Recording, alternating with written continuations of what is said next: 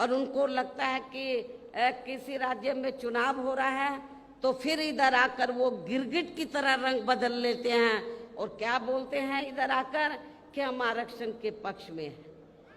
बाहर जाकर वो बोलते हैं हम आरक्षण को खत्म करना चाहते हैं इंडिया में। बाबा साहब डॉक्टर भीमराव अंबेडकर के कड़े संघर्ष एवं अथक प्रयासों से भारतीय संविधान के तहत मिले कानूनी अधिकारों में से खासकर सरकारी नौकरियों में जो आरक्षण की सुविधा मिली है तो उसे भी यहाँ शुरू से ही कांग्रेस पार्टी और अब बाद में बीजेपी व इनके गठबंधन दल तथा अन्य पार्टियों की भी रही सरकारों की जातिवादी सोच व मानसिकता के चलते इन्हें अभी तक भी आरक्षण का पूरा लाभ नहीं मिल पा रहा है। इन वर्गों के लोगों को अभी तक भी इन्हें आरक्षण का पूरा लाभ नहीं मिल पा रहा है और अब तो इनके इस आरक्षण को ये पार्टियां मान्य कोर्ट की आड़ में इसे प्रभावहीन बनाने में वे खत्म करने की भी पूरी कोशिश में लगी हुई है। और अब कांग्रेस के श्री राहुल गांधी ने तो विदेश में जाकर इनके सभी आरक्षण को ही आगे वक्त आने पर खत्म करने का ही ऐलान कर दिया है। लेकिन जब वो भारत में रहते हैं और खास तौर से भारत में रहते हैं और उनको लगता है कि किसी राज्य में चुनाव हो रहा है तो फिर इधर आकर वो गिरगिट की तरह रंग बदल लेते हैं और क्या बोलते हैं इधर आकर कि हम आरक्षण के पक्ष में हैं। बाहर जाकर वो बोलते हैं हम आरक्षण को खत्म करना चाहते हैं इंडिया में SC ST के, और इधर आकर बोलते हैं कि हम आरक्षण के पक्ष में हैं। आप इसको कांग्रेस की क्या नीति समझेंगे? ये कांग्रेस की दोहरी नीति है, ये स्पष्ट नीति नहीं है। ये भी आप लोगों को समझना चाहिए।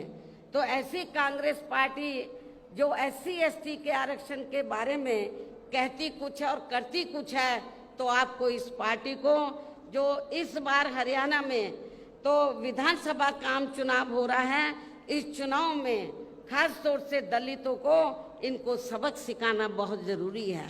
तो इसे बचाने के लिए अब इन सभी विरोधी पार्टियों को यहाँ आपके हरियाणा प्रदेश में हो रहे विधानसभा आम चुनाव में कतई भी अपना वोट नहीं देना है।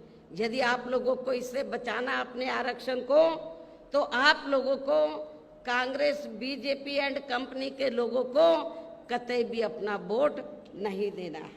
कि आप लोगों को अपने खुद के व अपने हरियाणा प्रदेश के भी हित में यहाँ BSP व इनेलो के बने गठबंधन की ही सरकार बनाना बहुत जरूरी है। और अब आप लोगों को अपने इस गठबंधन के ही उम्मीदवारों को ज़्यादा से ज़्यादा कामयाब बनाना है, जिसके लिए BSP के उम्मीदवारों को हाथी चुनाव चिन्ह के सामने वाले बटन को दबा के तथा भारतीय राष्ट्रीय लोक दल के उम्मीदवारों को चश्मा चुनाव चिन्ह के सामने वाले बटन को दबा के इन्हें जरूर जिताना है। और फिर सरकार बनने पर ये भी मैं बताना चाहती हूँ कि फिर सरकार बनने पर गठबंधन की ओर से आपके हरियाणा प्रदेश का मुख्यमंत्री चौधरी अभय चौटाला जी को ही बनाया जाएगा, जिनको मेरे आशीर्वाद के साथ साथ इनके पिता चौधरी ओम प्रकाश चौटाला जी का भी पूरा आशीर्वाद प्राप्त है। वैसे माननीय चौधरी देवीलाल जी का भी हमेशा इन पर आशीर्वाद बना रहा है। इनके साथ साथ गठबंधन की ओर से BSP का एक डिप्टी CM दलित वर्ग का, BSP की ओर से एक डिप्टी CM दलित वर्ग का तथा दूसरा डिप्टी CM अन्य पिछड़ा वर्ग या अपर कास्ट समाज में से ही बनाया जाएगा। ये डिप्टी CM कौन होंगे इसका फैसला चुनाव का नतीजा आने के बाद ही लिया जाएगा।